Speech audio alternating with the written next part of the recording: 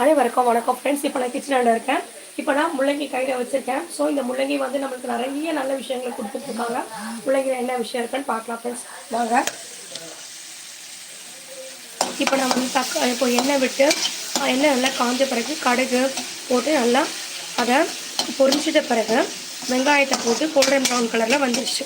இப்போ golden brown கலரில் வந்த பிறகு நான் என்ன பண்ணுறேன், இந்த தக்காளியை போட்டு, இது நாட்டு தக்காளி தான் வாங்கிட்டு வந்தேன். நாட்டு தக்காளி மெயின்டைன் பண்ணுறது கொஞ்சம் கஷ்டமாக இருக்குது. ஏன்னா பெங்களூர் தக்காளினா அது கொஞ்சம் நாளைக்கு நல்லாவே இருக்குது. ஒரு 4 நாள் 5 நாள் ஆனால் கூட நாட்டு தக்காளி வந்து கொஞ்சம் சீக்கிரமாக அழுகிற மாதிரி இருக்குது. ஆனால் டேஸ்ட் ரொம்ப அதிகம். நம்ம விவசாயிங்களுக்கு நம்ம அவங்களுக்கு பெரிய ஒரு ஊக்கம் கொடுக்குற மாதிரி. ஸோ அதனால் நாட்டு தக்காளி தான் I prefer most of the time. நாட்டு தக்காளி தான் ரொம்ப ரேர் தான் நான் வந்து பெங்களூர் தக்காளி வாங்குவேன். வீட்டில் சில சமயம் கற்றுவாங்க, நாட்டு தக்காளி எதுக்கு வாங்கிட்டு வந்தேன், இது நல்லா இல்லைன்னு தக்காளி அப்படின்னுவாங்க.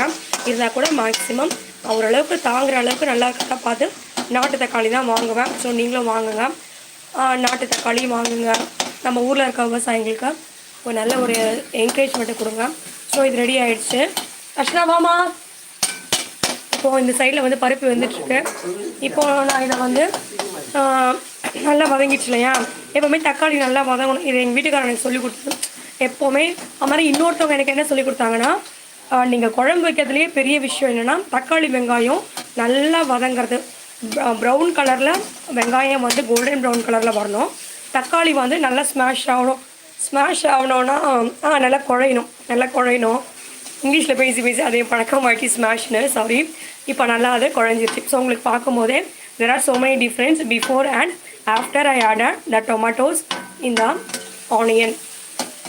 ஸோ இது நல்லா ப்ரௌன் ஆகிடுச்சு. நல்லா ஆனியன் நல்லா ப்ரௌன் ஆகிடுச்சு. அதே மாதிரி டொமேட்டோஸும் நல்லா ஸ்மாஷ் ஆகிடுச்சு. நெக்ஸ்ட்டு வந்து நான் இந்த வீடியோவே எதுக்காகனா, நம்ம ஹீரோவே யாருன்னா நம்ம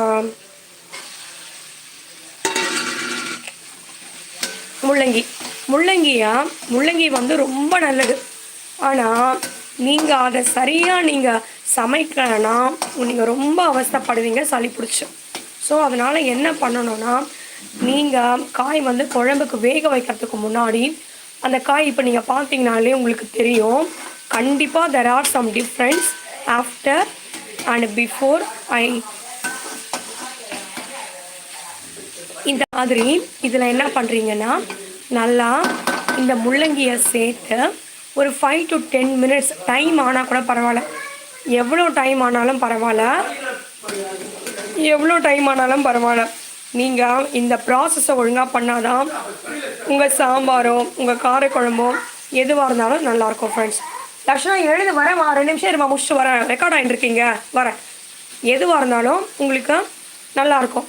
ஒரு முள்ளங்கி வதக்கிறதுக்கு ஒரு 5 நிமிஷம் 10 நிமிஷம் நீங்கள் பால் மாறினீங்கன்னா கண்டிப்பாக அந்த குழம்போ அந்த பொரியலோ நீங்கள் செய்கிறது எதுவுமே சரியாக வராது உங்களுக்கு. ஸோ அதனால் அது மட்டும் இல்லை, குழம்பெல்லாம் உங்களுக்கு பச்சை வாசனை வரும். அதனால தான் சொல்கிறேன். அப்புறம் இது சளி பிடிச்சிச்சின்னா எங்கள் சொல்லுவாங்க என்னென்னா, இது முள்ளங்கி வந்து சரியாக வதக்கணும்னா சளி பிடிக்கும்னுவாங்க. அதனால் அது மட்டும் இல்லை, நம்ம குழம்பு நல்லா வரணும்னா நிச்சயமாக இந்த முள்ளங்கியை நம்ம நல்லா வதக்கி தான் போகணும். இப்போயே அந்த ஸ்மெல் நல்லா வருது. ஏன்னா முள்ளங்கி வந்து ஒரு நீர் காய், அதுலேருந்து வர நீர் வந்து இந்த எண்ணெய் வந்து நான் ஒரு சொட்டு தான் விட்டுருக்கேன் கடுகு பொரியிற அளவுக்கு. ஏன்னா வீட்டில் வந்து அவருக்கு சுத்தமாக பிடிக்காது எண்ணெய் சேர்த்தா.